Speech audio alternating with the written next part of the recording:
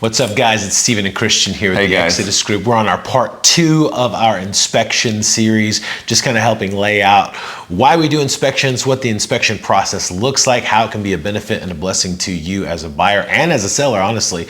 And so, we did this. We found out last time that we're like, we talk about inspections all the time. We're kind of living in that world, but you guys aren't. And so we wanted to do this series. So this is part 2 of our inspection series on how to pick your inspector. What are the types of inspections that you can look forward to doing? Yeah. For sure. And so typically how that works is once somebody goes under contract, they're putting in their earnest money. The next day, our administrator she's scheduling an inspection. So she's getting that on the books right away. Now we've got 2 or 3 inspectors that we work with pretty regularly. And so she's usually getting them scheduled within the first 3 to 4 days that you're under contract. So it happens pretty quickly. Yes. Once he does that inspection, he gives us a report that comes in typically the same day he does the inspection. Sometimes it's the next day.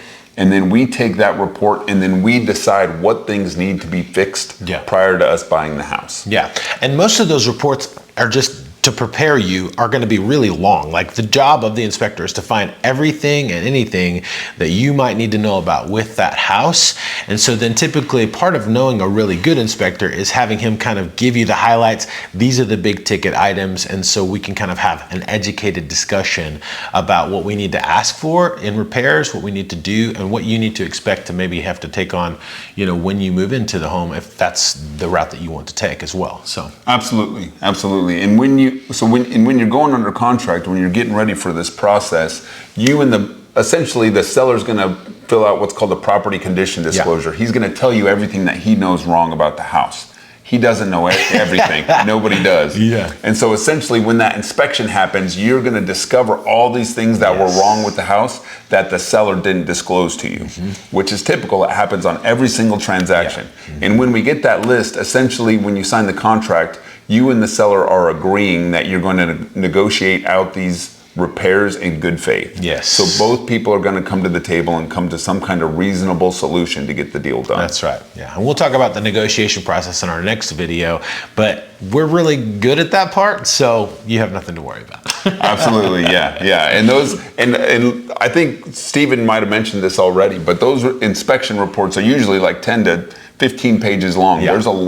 There's no perfect house out there. A lot of photos. Even on a brand new build, you're going to have a long inspection list of things that need to get taken care of. So. Yeah, and it's nothing to be worried about. Every house has things wrong with it, and it's part of the process. And then regionally, you're kind of looking at different things here, right? Because you live in Middle Tennessee, we have termites, we have radon, we have things that maybe you wouldn't need to look at in other parts of the country, but we always suggest that you do that. And then from that general inspection, he may recommend having someone come and do a deeper dive, say into the structural or into the water, having a more specialized inspection take place on top of the current inspection. And so we can always tackle that as well. Yeah. A couple of inspections that are pretty regular are like doing radon. I think that's pretty universal here in the United States.